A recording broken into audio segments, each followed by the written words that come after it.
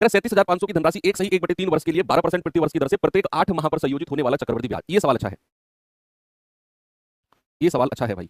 उसने कहा कि 12% प्रति वर्ष का रेट है, लेकिन हम ब्याज को 8 महीने के हिसाब से लगाते हैं। तो सबसे पहले तो 8 महीने की दर आपको पता होनी चाहिए। देखो 12% प्रति वर्ष का मतलब है कि 12 महीने में 12% ब्याज मिलता है भाई। एक साल में 12 महीने होते हैं, तो एक महीने में 1%, तो 8 महीने में कितना ब्याज मिलेगा? 8 महीने में 8% ब्याज मिलेगा। अब अगर 8 महीने में 8% ब्याज मिलेगा, यानी कि ब्याज की दर हर 8 महीने में 8% है। दूसरा काम आपको करना है, एक सही 1/3 वर्ष में कितने महीने होते हैं भाई? एक वर्ष का मतलब 12 महीना और प्लस 1/3 वर्ष, उसको महीने में बदलने के लिए 12 से गुणा कर दो कि एक साल में 12 महीने होते हैं।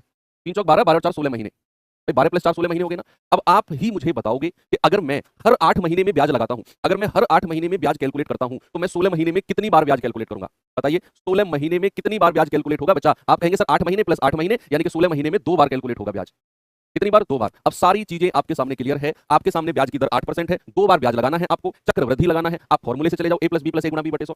आप रेशियो मेथड से चले जाओ 8% का फ्रैक्शन बदल के, लेकिन मैं जाऊंगा जीआर मेथड से, जो मैंने आपको रामबाण सीरीज में भी पढ़ाया। जीआर मेथड क्या कहता है कि 2 बार का जीआर होता है 2:1, 3 बार का क्या होता है 3:3:1, 4 बार का क्या होता है 4:6:1, 5 बार का क्या होता है 5:10:10:5:1। ठीक है, तो भैया मूलधन से शुरुआत होती है अगर आप जीआर मेथड से जा रहे हो तो 33,500। रेट कितना है? 8%। तो इसका 8% निकालेंगे कितना आएगा? 8 पंजे 40, 8 सत्ते 56 और 4 60, 8 तिया 24 और 6 30, 3,000 हो गया। इसका भी 8% निकालो, 8 तिया 24 यानी कि 240। मल्टीप्लाई कर दो इन दोनों को और जोड़ दो, ये आएगा 6,000 और ये आएगा 240, एकम 240। जोड़ेंगे तो आंसर आ गया 6240।